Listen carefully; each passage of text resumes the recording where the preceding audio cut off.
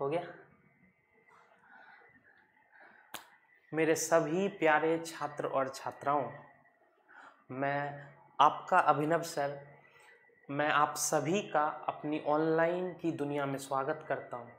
अगर आप मुझे मेरे ऐप अभिनव सर क्लासेस पर देख रहे हैं या फिर आप मुझे ये पहली क्लास है तो ये वीडियो पर YouTube पर भी अपलोड हो जाएंगी, और अगर आप YouTube पर इसे देख रहे हैं तो मैं आपका YouTube पर भी तहे दिल से स्वागत करता हूं। आज मैं एरिथमेटिक का फाउंडेशन बैच स्टार्ट कर रहा हूँ। बच्चे, मैं फाउंडेशन क्यों कह रहा हूँ, क्योंकि ये बैच हर एग्ज़ाम के लिए, हर एग्ज़ाम चाहे कोई भी एग्ज़ाम हो, उन सभी के लिए ये बैच है।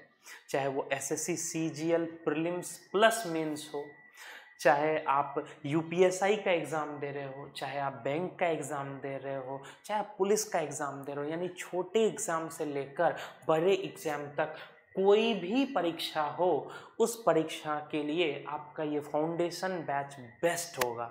मतलब आप को कुछ भी नहीं आता है, आप एकदम ज़ीरो हो मैथ में, मैं वहाँ से स्टार्ट करूँगा और एक एक बात आपको समझाऊँगा। मैं आज स्टार्ट करूँगा बच्चे, टाइम एंड वर्क एरिथमेटिक का एक टॉपिक है, उस टॉपिक से स्टार्ट करूँगा मैं। टाइम एंड वर्क एक ऐसा टॉपिक है जो हर परीक्षा में पूछा जाता है, हर एग्जाम में आते हैं इसके क्वेश्चंस। बस प्रीलिम्स में जैसे आप एसएससी की प्रीलिम्स की बात कर ले तो उसमें थोड़े कम क्वेश्चन रहेंगे, मेंस में ज़्यादा क्वेश्चन रहते हैं, लेकिन रहते हर एग्जाम में वेटेज कम और ज़्यादा का बात होता है, तो सभी एग्जाम में आता है।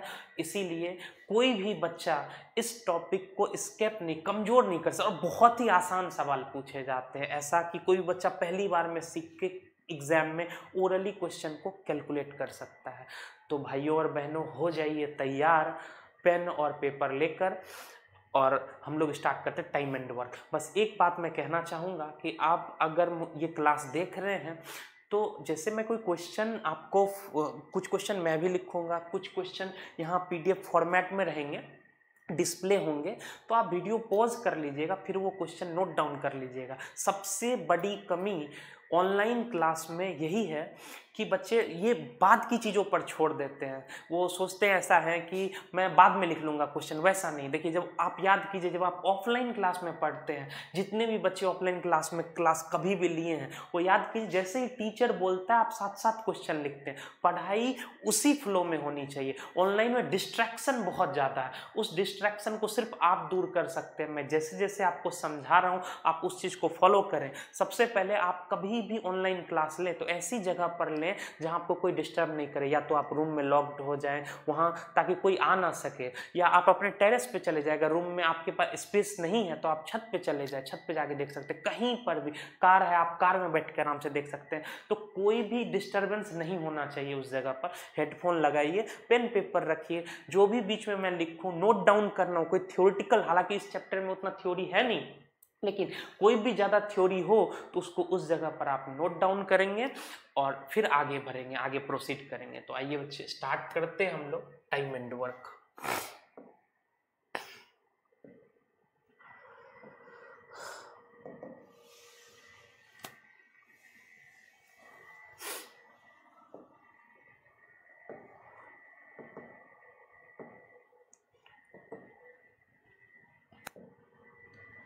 टाइम एंड वर्क,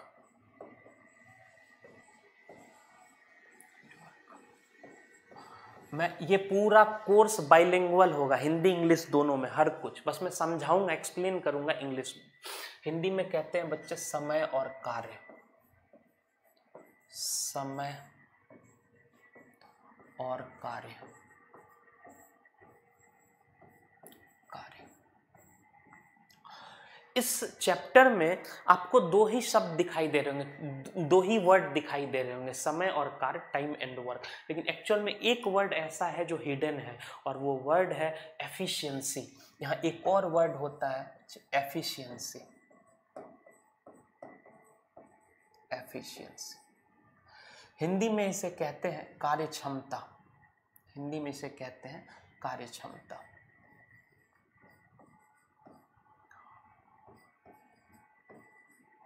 कार्य क्षमता, आप इसे कुशलता, दक्षता, कुछ भी कह सकते हैं बच्चे, ये कार्य क्षमता। अब ये तीनों चीज़ें हैं क्या, पहले एकदम मैंने पहले ही कहा था कि स्टार्ट में बहुत जीरो से समझाऊंगा। कुछ बच्चे जो पढ़े हुए हैं वो थोड़ी टाइम में उस लय में आ जाएंगे कि आपको लगेगा कि हाँ क्लास अपने लेवल पर आ चुकी है। स्टार्ट में बहुत बेसिक से बताऊंगा, जिसे कुछ नहीं आता वो भी समझ जाएगा। देखिए जैसे टाइम की बात करें, मैं कहता हूँ टाइम तो कुछ भी 6 महीने, 30 दिन, 12 दिन, 18 घंटे, ये सब टाइम है। उस टाइम में कोई काम करना है, जैसे मुझे रोड तैयार करना है, सरकार ने हमें 30 दिन का समय दिया है। जैसे एक दीवार बनानी है, आपको 2 दिन के अंदर कोई दीवार बनानी है, तो बच्चे ये हमारा समय हो गया। और वो जो दीवार बना रहे हैं वो हमारा काम हो गया, वो जो रोड तैयार कर रहे हैं वो हमारा काम हो गया, टाइपिस्ट क्वेश्चन टाइप कर रहा है पेपर में वो उसका काम हो गया। अब एक तीसरा शब्द है बच्चे कार्यक्षमता, एफिशिएंसी, इसे समझना क्योंकि इसी पर पूरा चैप्टर बेस्ड है। तो आइए कार्यक्षमता को समझते हैं, एफिशिएंसी को समझते हैं। कार्यक्षमता की डेफिनेशन होती है इकाई समय में किया गया काम। एक समय में किया गया काम, ये कार्यक्षमता कहलाता है, एक समय में किया गया काम। जब कभी मैं हिंदी में लिखूंगा तो उसे इंग्लिश में बोल दूंगा। इसे इंग्लिश में बोलेंगे work done in unit time is known as efficiency. तो बच्चे आप जो इंग्लिश मीडियम वाले हैं, जैसे मैं बोलता हूं उसको आप एज इट इज कॉपी में नोट डाउन कर लेंगे वीडियो पॉज करने के साथ। अब मैं इन तीनों के लिए पूरे चैप्टर में एक नोटेशन यूज करूंगा। नोटेशन क्या यूज करूंगा बच्चे, जैसे ये टाइम है तो टाइम के लिए बच्चे मैं टी लिखा करूंगा, ये वर्क है तो वर्क के लिए मैं डब्ल्यू लिखा करूंगा, ये एफिशिएंसी के लिए ई, पहला लेटर ई लिखा करूंगा, ये यूज किया करूंगा बच्चे तीनों के लिए।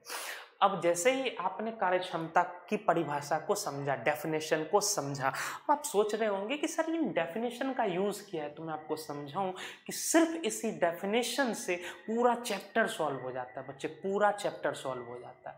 अब मैं आपको बात ये समझाने वाला हूं कि मैं इस चैप्टर को, इसके अलावा कोई ज़्यादा थ्योरी है नहीं इसमें, इस चैप्टर को सॉल्व मैं किन किन तरीकों से आपको कराऊंगा। ठीक है, तो क्या क्या मेथड होंगे मेरे इसको सॉल्व कराने के। मेथड,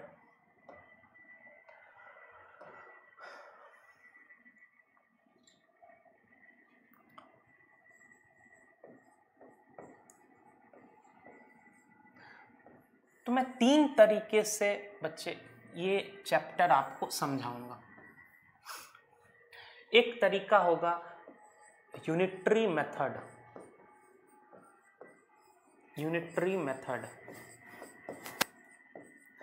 हिंदी में बच्चे इसे इकाई का नियम भी कहते हैं, यानी इकाई के नियम। इकाई देखिए, यूनिटरी इकाई, नाम से ये स्पष्ट है, यहाँ एक का जरूर ही रोल हो रहा होगा। तो देखेंगे आप क्या है ये यूनिटरी मेथड। दूसरा तरीका होता है LCM, most famous method, LCM method. LCM, कुछ बच्चे ऐसे होंगे जिसे एलसीएम नहीं आता होगा, एकदम रिलैक्स रहना यार।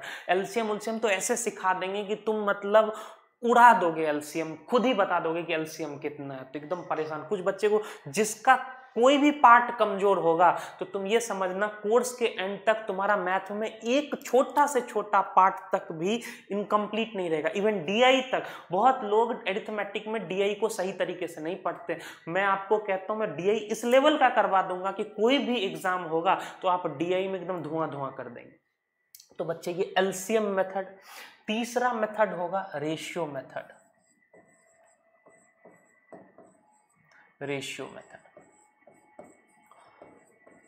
अब आप सोच रहे होंगे कि सर ये एक चैप्टर के लिए 3 तरीका क्यों।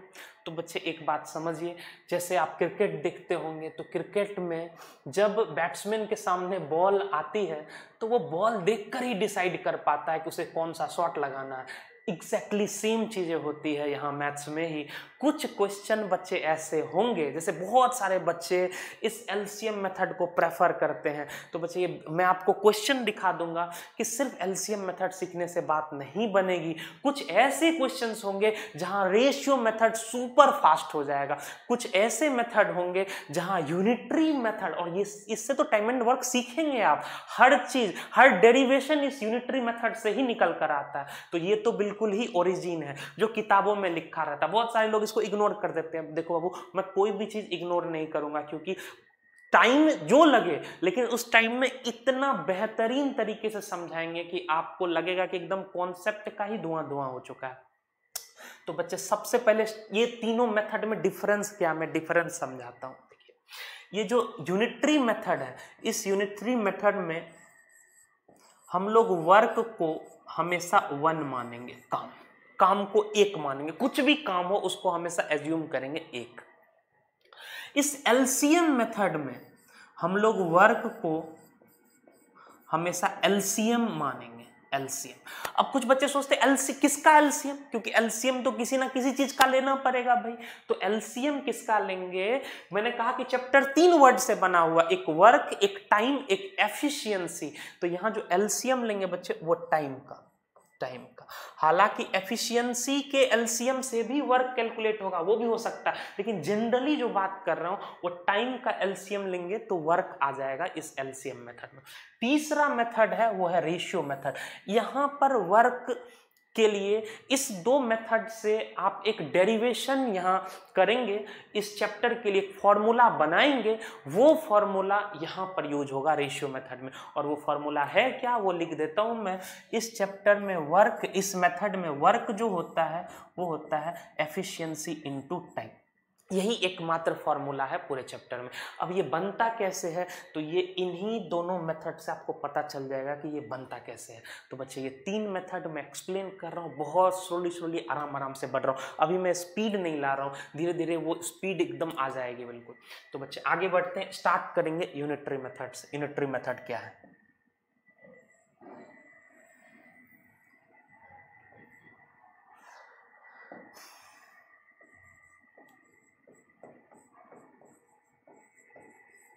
यूनिटरी मेथड, आप इसे बेसिक मेथड या किताब का मेथड भी कह सकते हैं। मैंने सबसे पहले बेसिक चीज समझाई आपको कि यहाँ वर्क को क्या माना करेंगे बच्चे, वन। वर्क को क्या माना करेंगे, वन। जैसे किसी सवाल में आपसे कहता है कि कोई व्यक्ति, जैसे मैंने कहा कि यहाँ सपोज लिखा हुआ है मोहन किसी काम को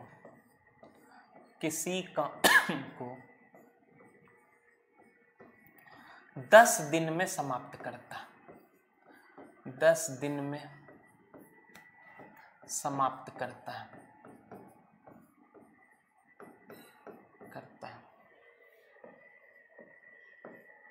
बच्चे, जैसे ही ये लैंग्वेज बनी इंग्लिश वाले बच्चों के लिए, Mohan can complete a work in 10 days. तो बच्चे, इस सवाल में कह रहा है कि किसी काम को समाप्त करता है, और मैंने कहा कि वो काम, वो वर्क क्या मानना है, एक। तो ये जो लैंग्वेज लिखी हुई है इसको मैथमेटिक्स में कैसे लिख सकते हैं? मैथमेटिक्स में कह सकते हैं बच्चे कि 10 दिन में, 10 डेज में मोहन ने कितना काम किया, काम को क्या मानते हैं, एक। तो बच्चे एक बात बताओ, 10 दिन में अगर एक काम किया तो एक दिन में कितना काम करेगा? एक दिन में कितना काम करेगा? 1/10, 1/10। कुछ बच्चे ऐसे होते हैं जो इस बात को नहीं समझते कि ये 10 इधर कैसे आ गया। तो अरे बड़ा ही आसान है जी, बहुत ही आसान है। देखो यहाँ 10 है, ये 1 बनाना है। 10 को 1 बनाने के लिए 1/10 मल्टीप्लाई करोगे तभी तो 1 बनेगा, तभी तो 1 बन रहा है। ठीक उसी प्रकार ये अगर इधर 1/10 मल्टीप्लाई किया तो इधर भी 1/10 मल्टीप्लाई हो जाएगा।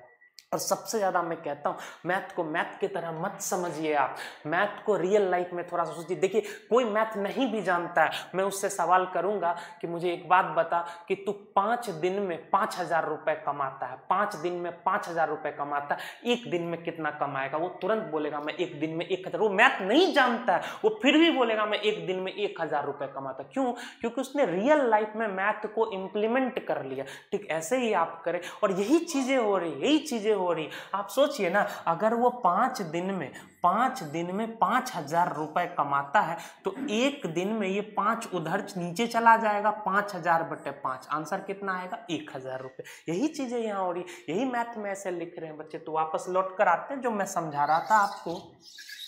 मैं ये समझा रहा था कि मोहन 10 दिन में एक कोई काम करता है और काम को मानते हैं एक, तो वो एक दिन में कितना काम करेगा 1/10। अगर मुझे कभी किसी ने पूछ दिया कि उस 2 दिन में कितना काम करता है, तो बच्चे 2 दिन में कैसे निकालेंगे? अगर एक दिन में 1/10 तो 2 जाने के लिए यहाँ 2 मल्टीप्लाई करेंगे और ये वैल्यू कितनी हो जाएगी बच्चे 2/10, और 2/10 का मतलब कितना हो जाएगा 1/5, यानी वो 1/5 काम कर रहा है। अब मैं एक छोटा सा एग्जाम्पल लेता हूँ, आप खुद से सोचिए बच्चे। जैसे मैं कहता हूँ कोई एक व्यक्ति गोपाल है, गोपाल 15 दिन में कोई काम समाप्त करता है। कितने दिन में बच्चे करता है? 15 दिन में।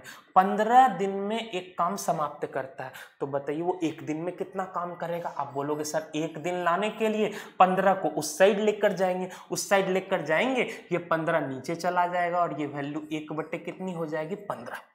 मैंने कहा कि बताओ वो 3 दिन में कितना काम करेगा, तो आप बोलेंगे सर 3 दिन जाने के लिए यहाँ 3 मल्टीप्लाई करेंगे तो इधर भी 3 मल्टीप्लाई होगा, और 3 अगर आप मल्टीप्लाई करेंगे 3/15, ये वैल्यू 3/15 होगी और ये कैंसिल होकर आंसर कितना आएगा 1/5। अगर मैं आपसे बोलूं कि वो 5 डेज में कितना काम करेगा, तो आप बोलेंगे सर 5 डेज निकालने के लिए यहाँ मल्टीप्लाई करेंगे 5 से और आंसर आ जाएगा 5 डे का जो काम होगा वहां, अगर यहां 5 मल्टीप्लाई किया तो यहां भी 5 मल्टीप्लाई होगा और ये वैल्यू आएगी 5/15, और आंसर कितना हो जाएगा बच्चे 1/3। 5 15 को कितनी बार में काटता है? 3 बार में काटता है। तो मैं आशा करता हूं कि ये छोटी सी बात, बहुत लोग सोच रहे होंगे अरे सर क्या पढ़ा रहे हो इतना बेसिक। अरे बाबलो, छोटी चीज अगर पकड़ ली तुमने तो समझो मैथ बहुत आसान है। देखो बहुत लोग अपने आप को बहुत काबिल समझते हैं, वो काबिल है नहीं, वो काबिल समझते हैं अपने आप को। काबिल होना और समझना दोनों में बहुत बड़ा फर्क है। तो आप अपने आप को तब तक काबिल तब बनिएगा, तब समझिएगा खुद को जब आप वैसी चीज हासिल कर लेंगे, तब तक काबिल मत समझिएगा। अगर मैं इतनी बेसिक बता रहा हूं तो ये मान लीजिए आगे चलकर इन्हीं चीजों का बहुत जबरदस्त रोल होने वाला है। जैसे मैं पहला क्वेश्चन आपके सामने लेकर आ रहा हूं बच्चे। पहला क्वेश्चन, फर्स्ट क्वेश्चन, आप देखिए इन बेसिक चीज का क्या यूज होता है।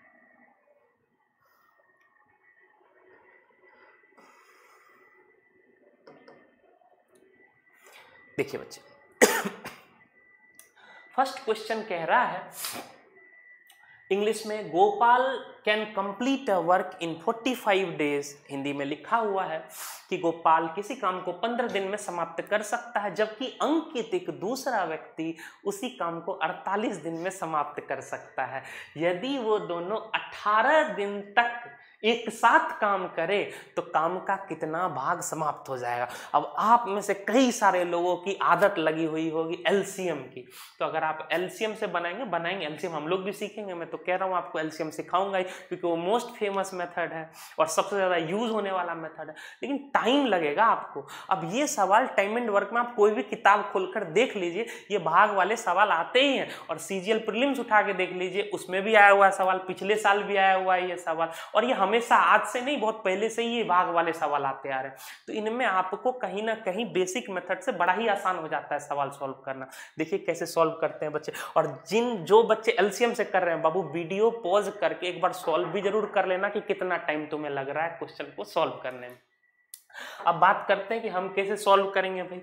तो मैंने आपको कहा कि गोपाल किसी काम को 45 दिन में अगर समाप्त करता है, तो मुझे आप बताओ गोपाल एक दिन में कितना काम करेगा। 45 दिन में एक काम करता है बच्चे, गोपाल 45 दिन में एक काम करता है। गोपाल 45 दिन में एक काम करता है। अगर वो 45 दिन में एक काम करता है तो बच्चे वो एक दिन में कितना काम करेगा बताइए। वो एक दिन में कितना काम करेगा, तो आप बोलोगे एक दिन में काम करेगा 1/45। देखो पहले क्वेश्चन में मैं एक एक स्टेप लिखूंगा, लेकिन वो उन सब स्टेप में बहुत सारे स्टेप लिखने वाले हैं ही नहीं, आपको जरूरत ही नहीं पड़ेगी उन स्टेप की, वो ओरली कैलकुलेट कर सकते हैं। तो एक दिन में कितना काम करेगा 1/45। बताइए बच्चे 18 दिन में कितना काम करेगा, तो इस एक को 18 बना लो ना। ये जो एक लिखा है बच्चे, यहाँ जो एक लिखा है इसको 18 बना लो। अगर मैं यहाँ 18 ले आया मल्टीप्लाई करके तो यहाँ भी 18 आ जाएगा बच्चे, और ये 18/45 काम करेगा, और ये दोनों 9 से कैंसिल हो जाएंगे, 9 से कैंसिल होंगे, और ये वैल्यू कितनी आ जाएगी 2/5। यानी गोपाल ने 18 दिन में 2/5 काम किया। अब एक दूसरा व्यक्ति अंकित भी है, उसके काम निकाल लेते हैं 18 के, दोनों मिला के जोड़ देंगे, पता चल जाएगा गोपाल और अंकित ने 18 दिन में टोटल कितने काम किए। तो ये हो गया किसका बच्चे, गोपाल का। अब अंकित की बात करते हैं, अंकित की। अंकित कितने दिन में कर रहा था बच्चे, पर देखिए क्वेश्चन में अंकित कितने दिन में काम कर रहा था समाप्त, तो अंकित कर रहा था बच्चे 48 दिन में। अंकित समाप्त कर रहा था 48 दिन में। अंकित 48 दिन में काम को समाप्त कर रहा था। तो 48 दिन में एक काम, तो एक दिन में कितना बच्चे, 1 बटे कितना 48, 1 बटे 48। अब अंक दोनों ने 18 दिन काम किए, इसका मतलब गोपाल ने भी 18 दिन काम किए, अंकित ने भी 18 दिन काम किए। तो अगर एक दिन में 1 बटे 48, 18 लाने के लिए 18 मल्टीप्लाई कर देता हूँ। अगर यहाँ मल्टीप्लाई 18 तो यहाँ भी मल्टीप्लाई, बच्चे 6 से कट जाएगा ये 3, अब बटे कितना 8। अब बताइए गोपाल ने 2/5 काम किया, उसने 3/8 काम किया, तो टोटल वर्क कितना हो जाएगा बच्चे, टोटल वर्क पूरा काम कितना हो जाएगा, 2/5 प्लस 3/8। अब ये एडिशन ऑफ फ्रैक्शन, भिन्न का जोड़, भिन्न का जोड़ करना कैसे करेंगे, भिन्न का जोड़ बड़ा ही आसान है भाई, इस दोनों को मल्टीप्लाई कर लीजिए, 5 8 कितना 40, इसको यहाँ मल्टीप्लाई कर लीजिए, 2 8 कितना 16, और 5 यहाँ मल्टीप्लाई कीजिए 15। तो बच्चे 16 प्लस 15 कितना आ जाएगा, 31/40, यानी दोनों मिलकर 31/40 काम करते हैं। तो यहाँ इस सवाल में मैंने एक एक स्टेप लिखा, लेकिन कोई भी बच्चा जो एग्जाम देने जाएगा, वो सिलेक्शन लेने वाला लड़का, ये एक एक बच्चों के, वहाँ तुम्हें किसी को, मैं तो पढ़ा रहा हूँ, तुम्हें किसी को पढ़ाना थोड़ी ना, तुम क्लास में बच्चों की तरह बोल के थोड़ी लिखने लग जाओगे क्वेश्चन पेपर पे, तुम्हें तो ओरल ही करना। 48 दिन में एक काम, तो एक दिन में 1/48, 18 दिन में 18/48, 45 दिन में एक काम, तो 18 दिन में 18/45, दोनों का सम किया, हमारा लास्ट स्टेप लिखिए, हमारा आंसर आ जाएगा बच्चे। और ये ऑप्शन कौन सा सही हुआ, एक बार ऑप्शन देख लेते हैं बच्चे, ऑप्शन कौन सा सही हुआ, 31/40, यानी आपका ऑप्शन जो सही हो रहा है वो ऑप्शन बी सही हो रहा है। तो बच्चे मुझे ये आशा है कि ये पहला सवाल आपको समझ आया होगा। अब मेरा पढ़ाने का तरीका ये है, जब मैं कोई एक सवाल को पूरी तरह से एक्सप्लेन कर देता हूँ, तो मैं एग्जैक्टली सेम क्वेश्चन थोड़ी सी लैंग्वेज चेंज करके दूसरा सवाल देता हूँ, ताकि वो सवाल साथ साथ आपकी प्रैक्टिस होती रहे और आप अपने आप पर थोड़ा भरोसा कर पाए कि हाँ आप इस तरह के सवाल बना पा रहे हैं। बस एक चीज का ध्यान रखिएगा बच्चे, आज का कॉम्पिटिटिव एग्जाम पेन और पेपर लेस है। आप जितना कैलकुलेशन माइंड से करेंगे उतना ज़्यादा आप सिलेक्शन की ओर बढ़ चुके होंगे। तो इसीलिए आप भी कोशिश करें कि जैसे मैं कोई सवाल आगे देखिए स्क्रीन पर, तो ऐसा समझो ना कि एक एग्जाम ही चल रहा है तुम्हारा, अगला अगला जो क्वेश्चन है वो एग्जाम का क्वेश्चन है। अब सोचो कि ओरली कैसे कैलकुलेट करोगे क्वेश्चन को। तो आइए बच्चे हम सेकेंड क्वेश्चन की तरफ बढ़ते हैं। देखिए सेकेंड क्वेश्चन में बाबले टाइपिस्ट ने थोड़ी गलती कर दी है, तो मैं उस गलती को सही कर देता हूँ।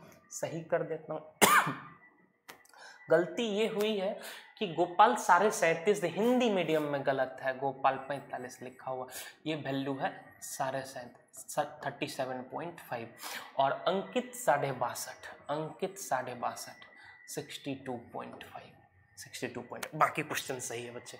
तो ये क्वेश्चन है, क्वेश्चन कह रहा है गोपाल किसी काम को 37.5 दिन में समाप्त कर सकता है और अंकित उसी काम को 12.5 दिन में समाप्त कर 62 दिन में समाप्त कर सकता है। यदि दोनों साथ मिलकर 12.5 दिन काम करें तो काम का कौन सा भाग बचा रह जाएगा, तो बच्चे ये क्वेश्चन है, आप जरूर देखिए। अब आप सोचेंगे कि सर वेट करेंगे, तो बच्चे ये वीडियो है, मैं क्यों वेट करूं, तुम पॉज कर लो ना, तुम्हें सॉल्व करना है क्वेश्चन, वीडियो पॉज कर लो, मैं तो रुक जाऊंगा अपने आप ही, तुम वीडियो पॉज कर लो और क्वेश्चन को सॉल्व करो, कितनी जल्दी तुम क्वेश्चन सॉल्व कर सकते हो।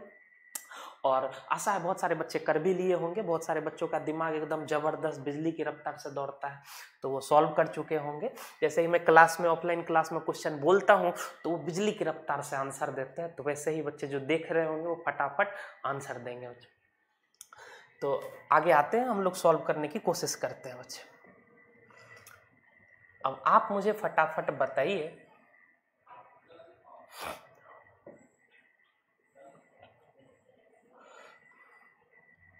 कि गोपाल अगर 37.5 दिन में काम कर सकता है तो वो एक दिन में कितना काम करेगा, 1/37.5 काम करेगा कि नहीं करेगा बच्चे। 1/37, जबकि दोनों मिलकर कितने दिन काम कर रहे हैं बच्चे? 12.5।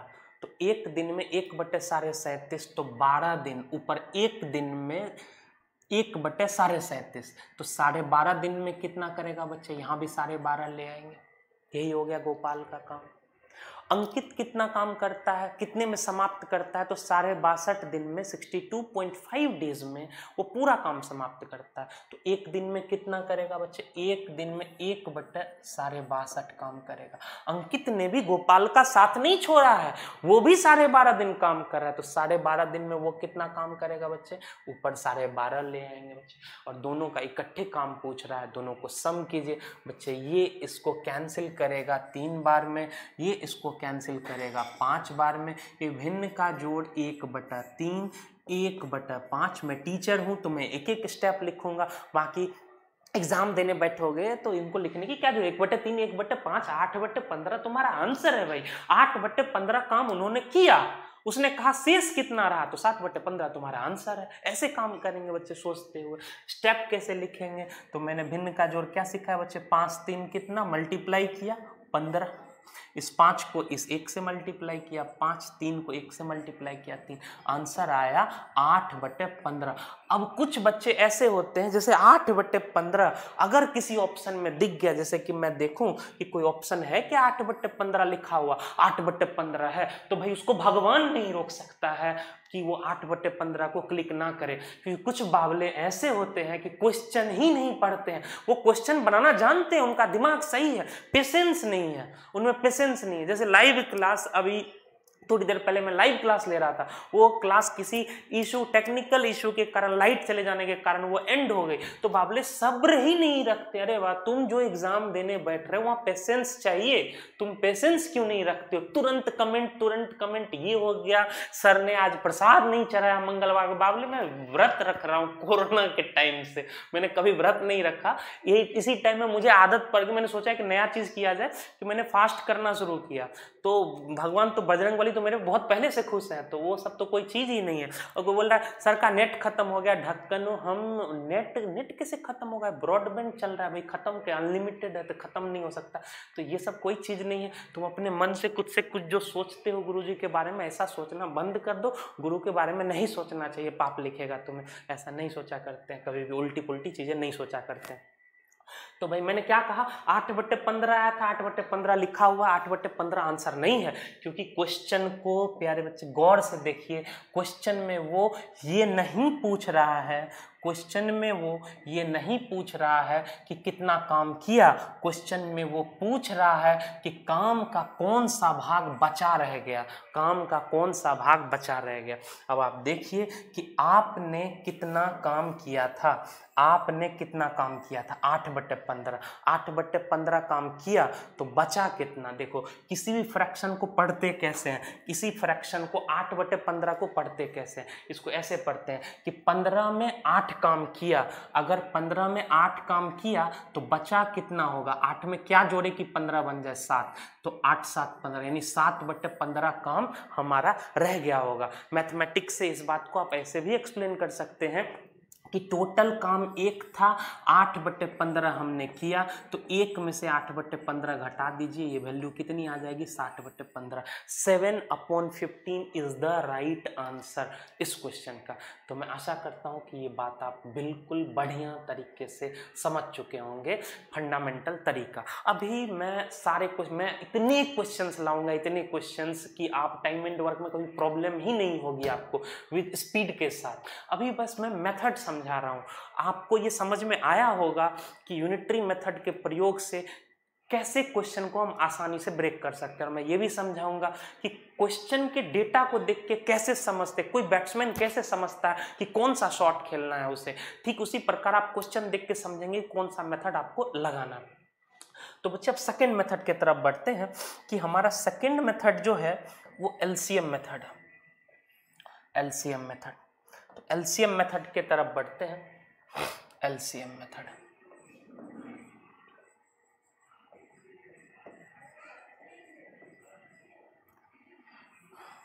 मैंने पहले ही कहा कि एलसीएम मेथड में आप वर्क जो मानेंगे वो मानेंगे एलसीएम किसका बच्चे? टाइम का। टाइम का एलसीएम। मैंने कहा कि एफिशिएंसी का भी एलसीएम मानेंगे, लेकिन जनरली टाइम के एलसीएम से आपको वर्क आ जाएगा। जो मैक्सिमम यूज है वो बता रहा हूं मैं आपको। जैसे मैं एक क्वेश्चन लिखता हूं बच्चे, जैसे मैंने एक छोटा सा क्वेश्चन लिखा। मैंने कहा कि ए किसी काम को 18 दिन में समाप्त कर सकता है। कितने दिन में कर सकता है भाई? 18 दिन में। बी उसी काम को 36 दिन में समाप्त कर सकता है। 36 दिन में। तो अगर दोनों साथ मिलकर काम करें तो काम कितने समय में समाप्त हो जाएगा? तो बहुत ही आसान है बच्चे। मैंने कहा कि इस टाइम का एलसीएम, इन दोनों का एलसीएम आप वर्क को मानेंगे। अब 18 और 36 का एलसीएम क्या हो? कुछ बच्चे को एलसीएम नहीं आता है तो मैं पहले एलसीएम सिखाऊंगा। यहाँ पे एलसीएम चैप्टर में नहीं जाऊंगा, बस एलसीएम निकालना सिखाऊंगा। बाद बाकी इस सवाल के लिए 18 और 36 का एलसीएम 36 होता है। 36। तो ये हो गया हमारा काम। ये क्या हो गया बच्चे? हमारा काम। अब सोचिए, अगर 18 दिन में आप 36 काम करते हैं तो एक दिन में कितना करेंगे बच्चे? 2 काम। एक दिन में कितना काम करेंगे? 2। और याद कीजिए, मैंने कहा था एक दिन में किया गया जो काम है उसे कार्यक्षमता कहते हैं, यानी यही आपकी एफिशिएंसी है बच्चे। ये आपकी एफिशिएंसी है। फिर देखिए, ये 36 दिन में 36 काम करता है तो एक दिन में कितना काम करेगा बच्चे? एक दिन में 1 काम कर रहा होगा। तो इसकी क्षमता 2 है, इसकी क्षमता 1 है। उसने कहा दोनों इकट्ठे काम करें, एक साथ काम करें। तो बच्चे दोनों इकट्ठे काम करेंगे तो एक दिन में 2 काम ये करेगा, ये 1 काम करेगा। तो दोनों मिलकर कितना काम करेंगे? 3 काम। कितना काम करेंगे? 3 काम। और बच्चे हमें 3 काम जो कर रहा है वो एक दिन में कर रहा है। कितने दिन में कर रहा है? एक दिन में। हमें कितना काम करना है? 36 काम। 36 काम करना है बच्चे, 36 काम। आप सोचो, अगर आप एक दिन में 3 रुपए कमाते हो तो 36 रुपए कमाने में कितने दिन लग जाएंगे? तो बच्चे सिंपल है, 36 रुपए कमाने में 12 दिन लग जाएंगे, क्योंकि एक दिन में मैं 3 रुपया कमाता हूं तो 12 या 36 होता है, 36 होता है। तो हमें 12 दिन लग जाएंगे बच्चे। यानी ये पूरा 36 रुपए कमाने में हमें कितने दिन लगेंगे? 12। यानी ए और बी अगर इकट्ठे काम करें तो 12 दिन में ये काम पूरी तरह से क्या हो जाएगा बच्चे? समाप्त। ये छोटा सा एग्जाम्पल था। अब बहुत सारे ऐसे बच्चे हैं जिन्हें एलसीएम निकालना नहीं आता। तो पहले देखो, ये सवाल बहुत छोटा सा सवाल था, अब इसमें अच्छे अच्छे सवाल आएंगे। तो उससे पहले मैं 5 से 10 मिनट मैक्सिमम लगेगा, कि पहली क्लास है तो सब कुछ मुझे इसी में कवर करते हुए चलना है। मैं एलसीएम थोड़ा आपको लिखना सिखाता हूँ बच्चे। एलसीएम कैसे निकालते हैं? एलसीएम कैसे निकालते हैं? एलसीएम जैसे किसी संख्या का 10 और 20 का हमें एलसीएम निकालना। 10 और 20 का एलसीएम। पहले एलसीएम की छोटी सी लैंग्वेज याद रखिए बच्चे। एलसीएम वो संख्या होती है, या परिभाषा में लिखा रहता है कि वो सबसे छोटी संख्या, that smallest number which is divisible by all the numbers. ऐसी सबसे छोटी संख्या जो दी गई सभी संख्याओं से विभाजित हो, उसे ही हम एलसीएम कहते हैं। तो तरीका देखिए, स्कूल में हम ऐसे डंडा लाइन वाइन खींच के बनाते थे। यहाँ बहुत आसान सा तरीका है एलसीएम निकालने का, कि आप इन दोनों में से ग्रेटर नंबर को चूज कर ले बच्चे। बहुत कई सारे तरीके एलसीएम चैप्टर में दिखाऊंगा, कई सारे मेथड है। जो यहाँ पर सबसे ज्यादा यूज होगा मैं उसकी बात कर रहा हूँ बच्चे। दोनों में बड़ा नंबर कौन सा है? 20। तो 20 को मान लिया एलसीएम। अब एलसीएम की डेफिनेशन पढ़ो। एलसीएम की डेफिनेशन है कि वो सबसे विभाजित होनी चाहिए, ये सभी नंबर से विभाजित होनी चाहिए। देखो तो क्या 20 इस 20 से कटता है कि नहीं कटता है? तो 20 20 से बिल्कुल कटता है भाई, तो कट रहा है, कोई इशू नहीं है।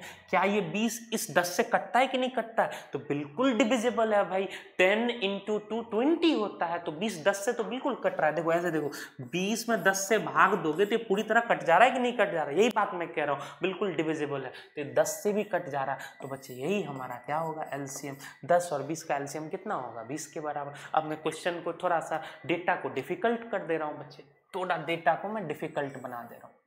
जैसे मैंने कहा, यहाँ लिखा है बच्चे 24, यहाँ लिखा है 30 और यहाँ लिखा है 45। मैं कहता हूँ बच्चे मुझे इसका एलसीएम निकालना, 24, 30 और 45 का। देखो इन सब में सबसे बड़ा नंबर कौन सा है? तुरंत पिक करो बच्चे, इनमें सबसे बड़ा नंबर कौन सा है? 45। इसको मान लो एलसीएम, इसको मान लो एलसीएम। अपने मन से लेट कर लो कि ये हमारा क्या है? एलसीएम। लेट कर लो एलसीएम।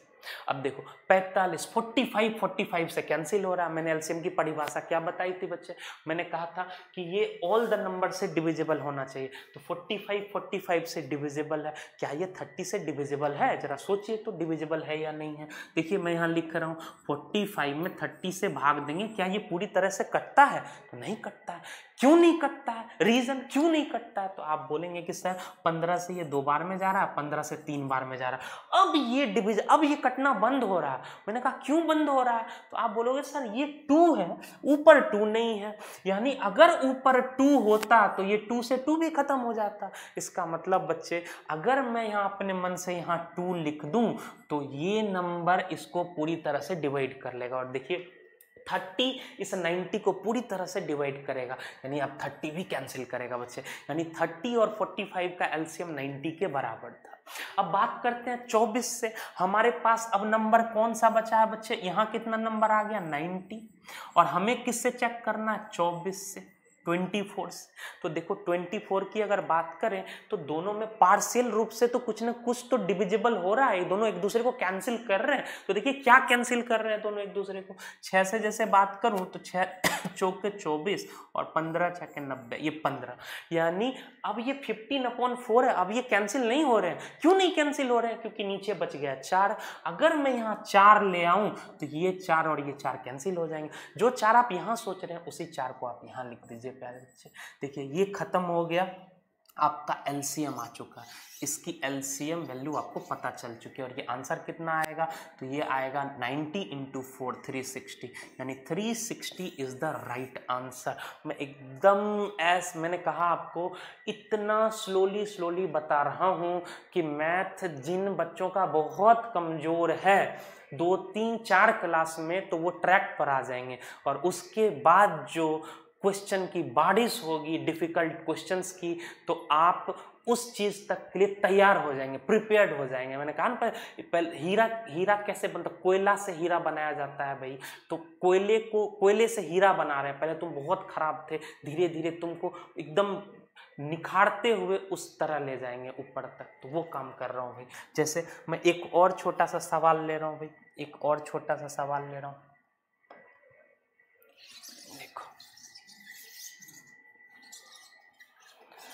जैसे मैंने कहा यहाँ लिखा हुआ है बच्चे 72, यहाँ लिखा हुआ है 36 और यहाँ लिखा हुआ है 54।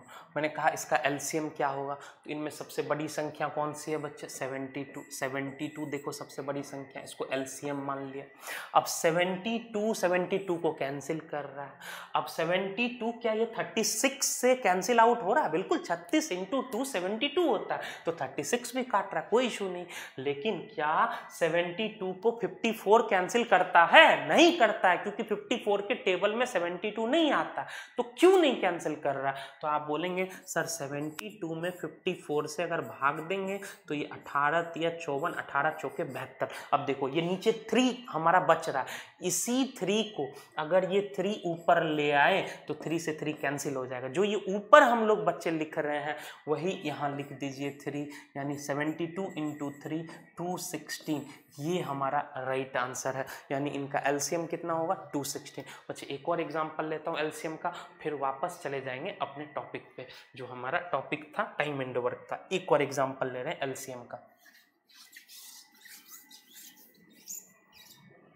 जैसे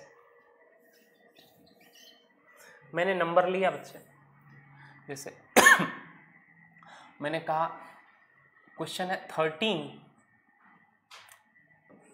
14 और सपोज 26 ले रहा हूँ। 26, 13, 14 एंड 26, इसका एलसीएम क्या होगा? तो इसमें सबसे बड़ा नंबर कौन सा है बच्चे? 26। तो 26 को मान लीजिए एलसीएम, ये 26 को मान लीजिए एलसीएम। अब 26 एलसीएम है तो इस 26 से 26 तो कटेगा ही। देखो 13 भी 26 को काट रहा है, ये भी इशू नहीं है। 26 को कौन नहीं काट रहा है? 14। क्यों नहीं काट रहा है भाई? तो 26 में 24। और ये काम ओरली कीजिएगा, मौखिक कीजिएगा। पता चला बच्चों की तरह लिख रहे हैं आप। मैं खुद के लिए ऐसे नहीं लिखूंगा, मैं आपके लिए लिख रहा हूँ ताकि आप समझे। आप एकदम बच्चे हैं, अभी धीरे धीरे समझेंगे। 26 में 14 से भाग दिया बच्चे, 2 से कट गया 7, ये कट गया 13। देखो नीचे क्या बचा? 7। ये 7 नहीं कट रहा। अगर मैं यहाँ यहाँ ऊपर 7 लिख दूं तो ये 7 कैंसिल हो जाएगा। यानी जो बात लिखना पड़ रहा है हमें वहाँ, ये यहाँ नहीं लिख के यहाँ लिख देंगे, ये हमारा एलसीएम होगा बच्चे। 7 गुना 6 2 42 बचा 4, 7 दूना 14 4 18 182, ये हमारा आंसर है एलसीएम का। तो मैं अभी एलसीएम चैप्टर में गए बिना आपको छोटी छोटी बातें एलसीएम की सिखाया है यहाँ पे। अब वापस आते हैं बच्चे अपने चैप्टर में, जो हमारा चैप्टर था टाइम एंड वर्क का LCM method. Time and work का एलसीएम मेथड वापस। अब यहाँ हम लोग जो सवाल डील कर रहे हैं, जैसे मैंने एक छोटा सा सवाल लिया, मैंने कहा कि बच्चे ए किसी काम को 15 दिन में समाप्त करता है, जबकि बी उसी काम को 30 दिन में समाप्त करता है, जबकि सी उसी काम को 24 दिन में समाप्त करता है। तो बताएं तीनों अगर एक साथ काम करें तो वो काम कितने दिन में समाप्त हो जाएगा, कितने दिन में समाप्त हो जाएगा। तो बच्चे मुझे ये बताइए कि ये 15 30 24 इन तीनों के एलसीएम को काम मान लेंगे, और इन तीनों का एलसीएम, जो बच्चे अभी एलसीएम में स्लो है मैं तो डायरेक्ट लिख दूंगा एलसीएम की वैल्यू कितनी होगी 120, और जो बच्चे स्लो हैं वो अपना कैलकुलेट करेंगे। भाई अगर ये हमारा 120 काम है तो बच्चे इसकी एफिशिएंसी कितनी होगी, देखिए 15 दिन में 120 काम, तो एक दिन में कितना काम करेगा 8, यही इसकी क्षमता हो गई 8। ये 30 दिन में 120 तो एक दिन में कितना 4, ये 24 दिन में 120 तो एक दिन में कितना 5। बच्चे हमें क्षमता पता चल गई। वो कहता तीनों इकट्ठे काम करना चाहिए। तो मुझे बताओ एक दिन में काम कितना होगा, इसने कितना काम किया 8, इसने कितना 4, इसने कितना 5, ये एफिशिएंसी है बच्चे, एक दिन का काम है।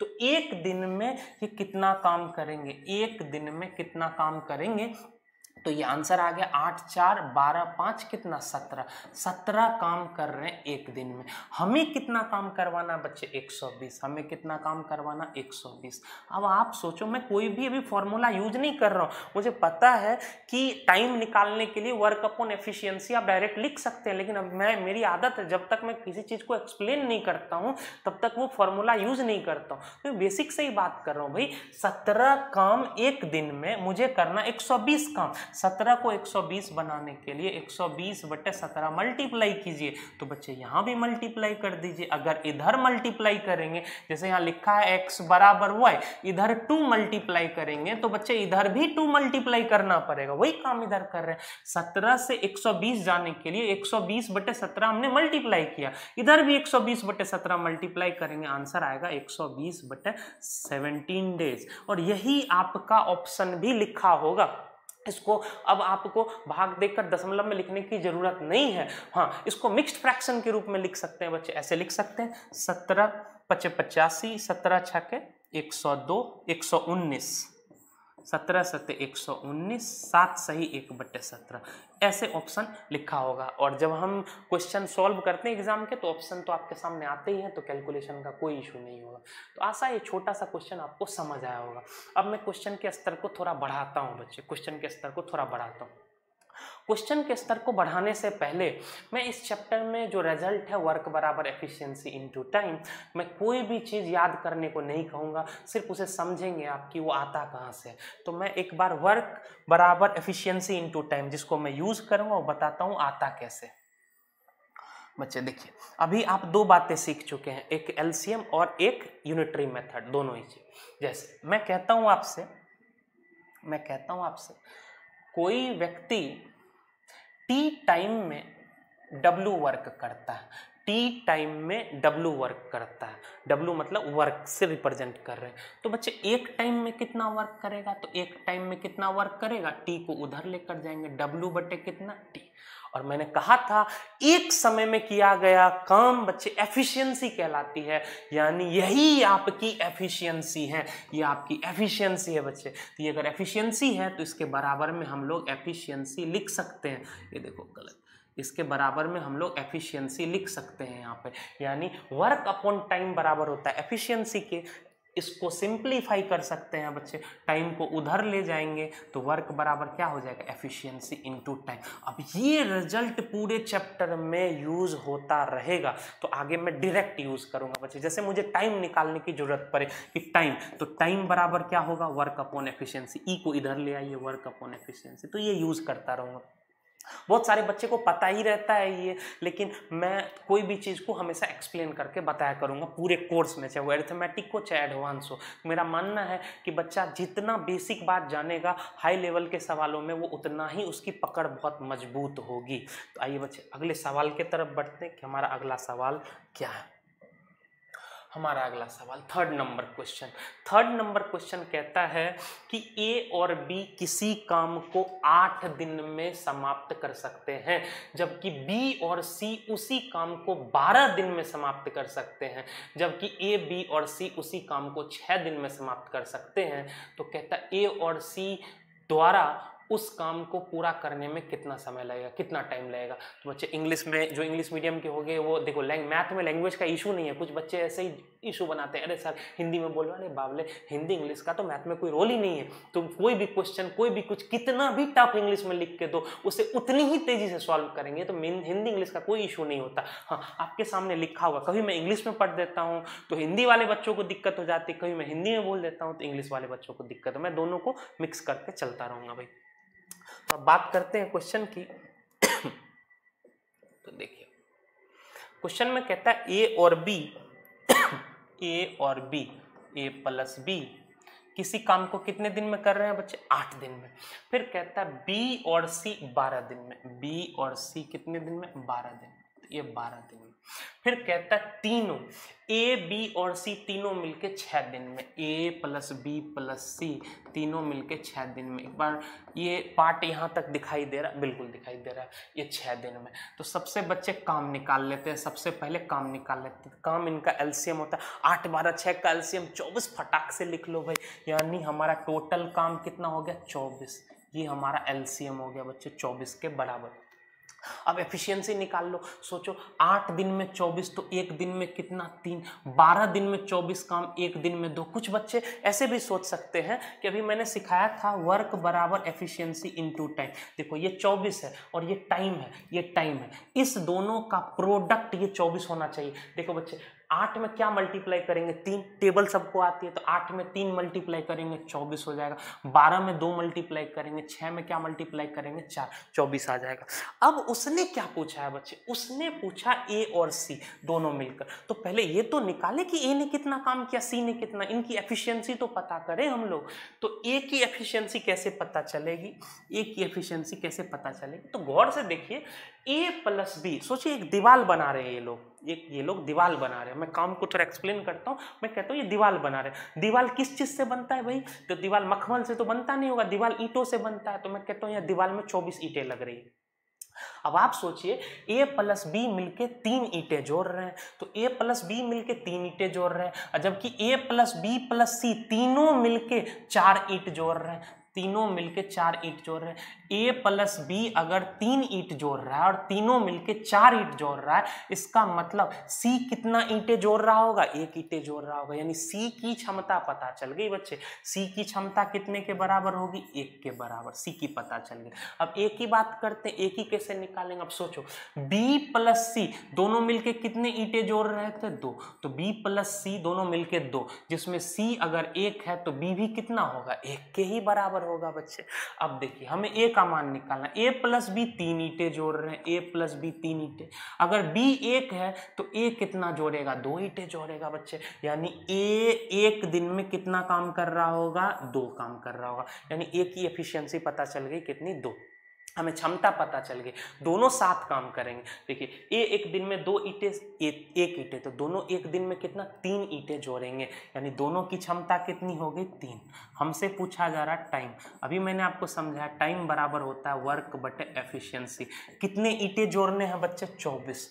24 ईंटें जोड़ने हैं वर्क, और दोनों की क्षमता कितनी है 3, 3 24 को कितने में काटेगा 8, तो 8 इज द राइट आंसर। कौन सा ऑप्शन सही हो गया भाई, ऑप्शन नंबर बी इसका सही जवाब था। तो ये क्वेश्चन को एकदम धीरे धीरे आराम आराम से, एकदम बिल्कुल नहीं घबराना है, बिल्कुल धीरे धीरे चलेंगे और धीरे धीरे क्वेश्चन का स्तर बढ़ता चला जाएगा, फिर मजा आने लग जाएगा भाई। अब ये सवाल पर चलते हैं, अगला क्वेश्चन क्या है भाई, नेक्स्ट क्वेश्चन में क्या कह रहा है, A and B can do a piece of work in 40 days and 50 days respectively, both begin working together, but after a certain time A leaves off. In this case, B finishes the remaining work in 20 days. Then after how many days did a leave the work. तो बच्चे बहुत ही आसान सा सवाल है, question क्या कह रहा है एक बार क्वेश्चन को एक्सप्लेन करते हैं।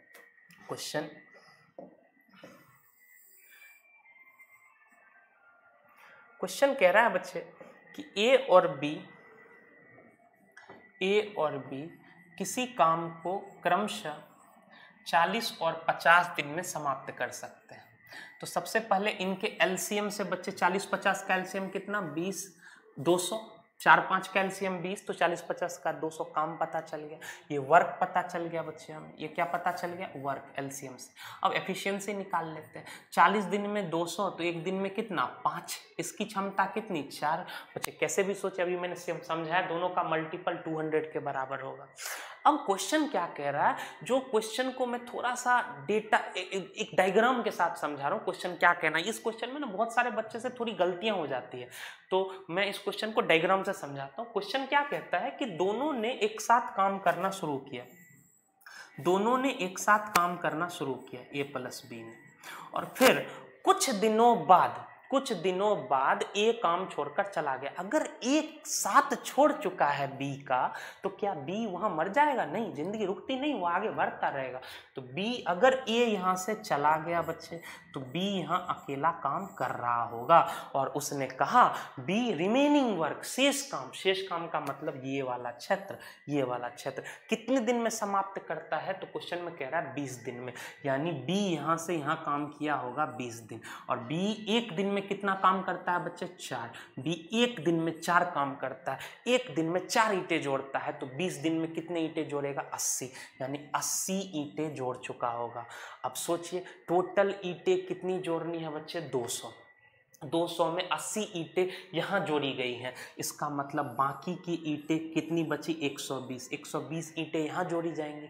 कौन जोड़ेगा? यहाँ तो दोनों इकट्ठे थे, दोनों साथ थे, यहाँ तक तो साथ छोड़ा नहीं था उन्होंने, तो दोनों की एफिशिएंसी, दोनों की क्षमता कितनी है बच्चे 9, दोनों की क्षमता 9 है, दोनों मिलकर 9 ईंटें जोड़ते हैं। तो मुझे बताइए टाइम कितना लगेगा, यहाँ से यहाँ पहुँचने का टाइम क्या होगा? तो बच्चे टाइम बराबर होता है वर्क अपॉन एफिशिएंसी। वर्क कितना है 120, और यहाँ थोड़ा मैं इसे ऊपर कर ले रहा हूँ, और इनकी क्षमता कितनी है 9, तो वर्क अपॉन एफिशिएंसी 9, ये कैंसिल होके आ जाएगा कितना बच्चे 40/3। 40/3 को लिख सकते हैं 13 सही 1/3, और 13 सही 1/3 13 1/3 इज द राइट आंसर। अब यहाँ कुछ बच्चों को दिक्कत होती है, कुछ बच्चे क्या सोचने लगते हैं, जनरली मैंने देखा ऑफलाइन क्लास में, वो सोचते हैं कि सर वो पूछ रहा है ये कितने दिन काम किया, तो आप एक ही टाइम बराबर क्या होता है बच्चे, टाइम बराबर मैंने सीखा है work upon efficiency.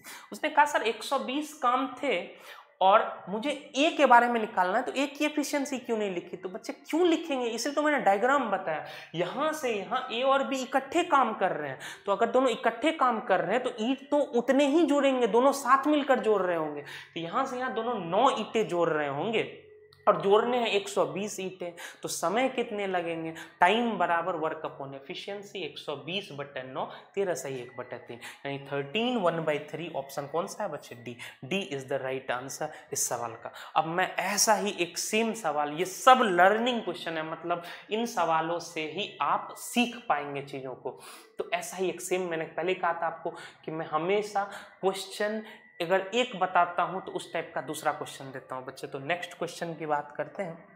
Next question क्या कह रहा है, क्वेश्चन कहता है कि A and B can do a piece of work in 30 and 36 days respectively, they begin the work together, but B, इस बार बच्चे बी साथ छोड़कर गया, but B leaves the work after some days, कितने दिन बाद छोड़ा पता नहीं, 7 काम शुरू किया था लेकिन छोड़कर बीच रास्ते में चला गया उसे।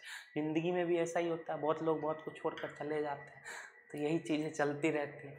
तो बी ने काम छोड़ दिया बीच में, ए को अकेला छोड़ दिया, और ए शेष काम को 25 दिन में समाप्त करता है। तो कहता है बी कितने दिन बाद काम छोड़ा था। तो बच्चे देखते हैं सवाल को, कितना आसान है एकदम। जो बच्चे पिछले सवाल को सीख गए होंगे वो मौखिक रूप से सवाल को तोड़ेंगे, और मैं यहाँ एक्सप्लेन करूँगा कि देखिए ए और बी, ए करता है 30, बी करता है 36। तो बच्चे एलसीएम, दोनों का एलसीएम कितना होगा 180। काम पता चल गया। क्षमता कितनी, एफिशिएंसी कितनी, इसकी 6, इसकी कितनी 5 हो जाएगी। धीरे धीरे जैसे जैसे आप बात सीखने लग जाएंगे, मैं थोड़ी स्पीड डायरेक्ट लिख दिया करूँगा। मैंने बता दिया ये वैल्यू कैसे लिखी जाती है, कैसे एक्सप्लेन करते हैं, लैंग्वेज में भी और मैथमेटिकली भी। अब उसने कहा सवाल में ए और बी ने काम करना शुरू किया इकट्ठे। अब सोचो, अगर इकट्ठे काम करेंगे, ए एक दिन में 6 ईंटें जोड़ता है, ये 5, तो दोनों मिलके कितने जोड़ेंगे 11। अब इस बार बी चला गया, अगर बी चला गया बच्चे तो काम कौन कर रहा होगा, ए काम, और ए की एफिशिएंसी कितनी है 6, और कहता है ये शेष काम को, शेष मतलब यहाँ के बाद के काम को 25 दिन में करता है। तो ये 25 दिन तक काम करेगा बच्चे, 25 दिन तक। आप बताइए काम कितना होगा, एक दिन में 6 ईंटें, तो 25 दिनों में कितना, 150, यानी 150 ईंटें तो ये अकेला ही जोड़ चुका था। तो बाकी के ईंटें तो इस क्षेत्र में आए होंगे, इस क्षेत्र में कितना जुड़ा होगा बच्चे 30 काम हुआ होगा इस क्षेत्र में, 30 काम हुआ होगा इस क्षेत्र में। तो यहाँ 30 काम हुआ होगा। अब आप सोचिए, इनकी क्षमता 11 ईंटें जोड़ने की है, जोड़ने हैं कितने 30 ईंटें, तो समय कितना लगेगा।